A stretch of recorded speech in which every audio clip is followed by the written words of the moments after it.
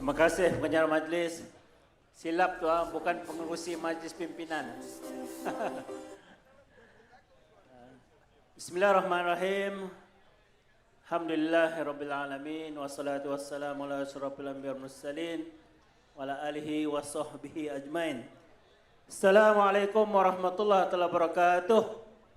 Salam sejahtera, salam Malaysia Madani, pimpinan-pimpinan parti dan semua sahabat-sahabat, orang-orang Kedah sekalian, apa kabar? Alhamdulillah. Saya tengok kalau beginilah semangat orang-orang Kedah yang hadir ramai walaupun hujan lebat. Saya amat yakin kita boleh tawan Kedah pada kali ini. Bolehkah? Boleh? Saya mau bawa semangat orang Sabah. Orang Sabah ini kita terkenal dengan tukar-tukar kerjaan. Pengundi Sabah ini dia boleh tukar kerjaan setiap 5 tahun. Jadi orang-orang Kedah jangan risau.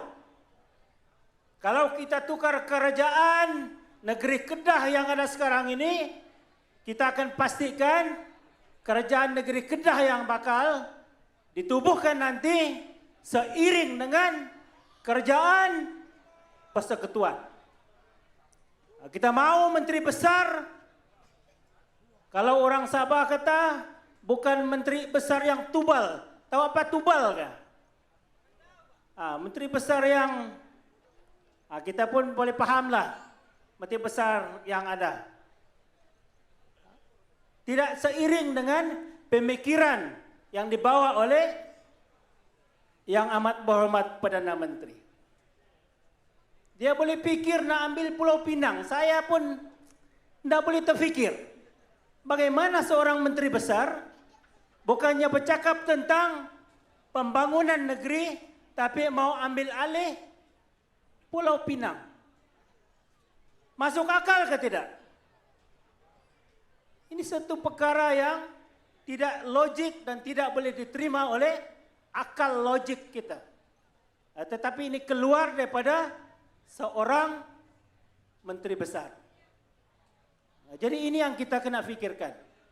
Kita perlukan sebuah kerajaan negeri dan seorang menteri besar baru yang boleh membawa Kedah ini seiring dengan kerajaan persekutuan.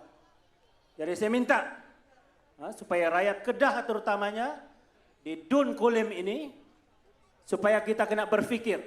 Kita kena fikir betul-betul. Kita fikir betul-betul, kita mau supaya rakyat negeri Kedah ini tidak ketinggalan. Bila saya lihat dari segi KDNK, rupanya Kedah ini di bawah selepas Kelantan. Jadi kita mau ini. Kita mau pembangunan negeri ini dipertingkatkan seiring dengan negeri-negeri yang lain. Saya dipahamkan air juga masalah di negeri ini. Jadi kita mau pastikan semuanya. Dari segi pembangunan infrastruktur, dari segi pembangunan insan, kita kena bangunkan. Seiring dengan kerajaan perpaduan dan Malaysia Madani. Saya amat yakin dengan teknik yang betul, dengan maklumat yang betul, kita boleh tawan Kedah ini. Cuma satu yang saya minta lah kepada belia-belia kita. Belia-belia di Kedah ini, mohon. Kita kena fikirkan mana yang fakta dan mana yang auta. Ini kadang-kadang kita tidak boleh fikir. Bila kita menerima sesuatu dalam media sosial, kita pikir itulah yang betul. Sebagai anak muda, kita kena fikir lebih daripada itu. Kita kena fikirkan masa depan kita. Kita kena fikirkan kerajaan yang boleh menjamin masa depan kita, masa depan generasi kita. Ini kita kena perlu fikirkan. Jadi saya mintalah kepada belia-belia, anak muda yang ada di Kedah ini, supaya dapat memikir secara waras mana kerajaan, mana pimpinan yang boleh membawa kita lebih baik daripada kerajaan negeri yang ada sekarang ini. Saya yakin kita ada Yang Amat Berhormat Datuk Seri Anwar Ibrahim yang sudah begitu teruji dengan kepimpinan sebelum ini, dihumban ke penjara, dimasukkan ke penjara 2 kali, 3 kali, dan beliau sekarang sudah memimpin negara kita. Dan ini yang kita perlu contohi, seorang pemimpin yang begitu cekal, begitu yakin, begitu kuat bekerja. Dari segi jalan pun kadang-kadang kami yang muda ini, saya, Dr. Johari, Saudara Adam, bila Datuk Seri Anwar berjalan, kadang-kadang kita pun tertinggal, laju berjalan. Begitulah beliau cukup, kadang-kadang berlari lagi. Di parlimen dia boleh berlari lagi. Dia kejar oleh bodyguard beliau. Berlari. Sebab mau mengejar masa. Begitulah kuat beliau bekerja untuk negara ini. Sayang, kita ada pemimpin yang kita idam-idamkan selama ini, sudah pun muncul di depan kita, dan beliau begitu gigih dalam membenteras rasuah yang sudah berakar umbi di negara ini.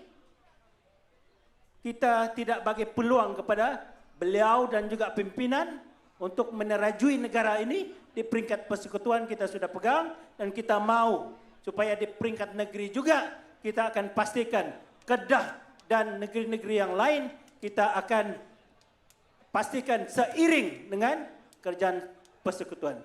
Jadi saya harap saya sebagai pimpinan daripada Sabah, saya tahu mungkin ada yang rasa was-was untuk menukar kerajaan, tapi yakinlah, sebab pertukaran kerajaan ini tidak akan menyebabkan keadaan bertambah buruk. Kita kena fikirkan, sebab kita perlu seiring. Yang penting ialah kita perlu seiring dengan kerajaan persekutuan sekarang ini, supaya pembangunan infrastruktur, pembangunan insan akan dapat seiring dengan apa yang digagaskan oleh Kerajaan Perpaduan, Kerajaan Malaysia Menadi. Saya pikir sekian dulu untuk malam ini. InsyaAllah saya sendiri akan mengambil peluang dan ruang nanti untuk kita sama-sama berkempen. Saya mau tegaskan, kita boleh tawan Kedah selepas ini. Sekian, terima kasih.